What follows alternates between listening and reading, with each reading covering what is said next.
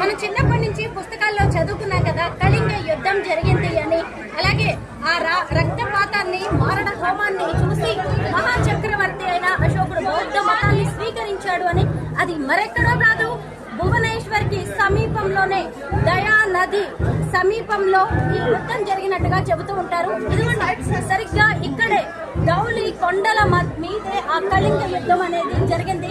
ఇక్కడ లక్షలాది మంది సైనికులు చనిపోయారు. ఇక్కడే కనిపిస్తున్న దయా నది రక్తం ఏరులై పారింది. తెల్లగా ఉండే నీళ్లు కాస్త ఎర్రగా మారిపోయాయి. ఆ రక్తపాతాన్ని కళ్ళారా చూసి ఇదే నా జీవితం అంటూ అన్నిటినీ త్యజించి మహాచక్రవర్తి అయిన అశోకుడు బౌద్ధ మతాన్ని స్వీకరించి, ఇదిగోండి ఆయనే ఇక్కడ ఒక గురువుగా మారిపోయిన ప్రాంతంగా మనం చెప్పొచ్చు. 1970లో జపాన్ శాంతి సంఘం సహకారంతో ఇక్కడ ధౌలి శాంతి స్తూపాన్ని ఏర్పాటు చేశారు. ఎగ్జాక్ట్లీ ఈ ధౌలి హిల్స్ మీదే కళింగ యుద్ధం జరిగింది. ఇదిగోండి, ఇదే ధౌలి శాంతి స్తూపం. ఎంత ప్రశాంతంగా ఉందో కదా.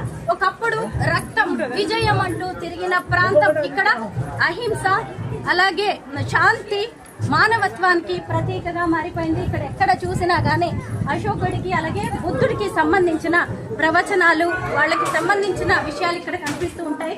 ఇలా ఈ శాంతి స్తూపం చుట్టూ ఎక్కడ చూసినా గానీ బుద్ధుడి విగ్రహాలు కనిపిస్తూ ఉంటాయి. ఇక్కడ అశోకుడి పాదముద్రలు, అలాగే ఏనుగు, ఆయన రాసిన శిలాశాసనాలు చాలా ఉన్నట్టుగా చెప్తున్నారు. మొత్తానికి పిఐబి డిజిటల్ మీడియా టూర్ లో భాగంగా మేమందరం సెంట్రల్ గవర్నమెంట్ కి సంబంధించిన యాక్టివిటీస్ ని కవర్ చేస్తూ ఈ ధౌలి శాంతి స్తూపానికి రావడం అనేది నాకైతే నిజంగా చాలా ఎక్సైటింగ్ గా అనిపిస్తుంది. ఎందుకంటే పుస్తకాల్లో చదువుకున్న కళింగ యుద్ధం, ఒక మహా గొప్ప చక్రవర్తి అయిన అశోకుడు బౌద్ధ మతాన్ని స్వీకరించిన ప్రాంతం, వాటన్నిటిని కూడా ఈ రోజు ధౌలి శాంతి స్తూపం రూపంలో ఈ కవరేజ్ లో, ఈ టూర్ లో చూడగలగడం అనేది చాలా హ్యాపీగా అనిపిస్తుంది.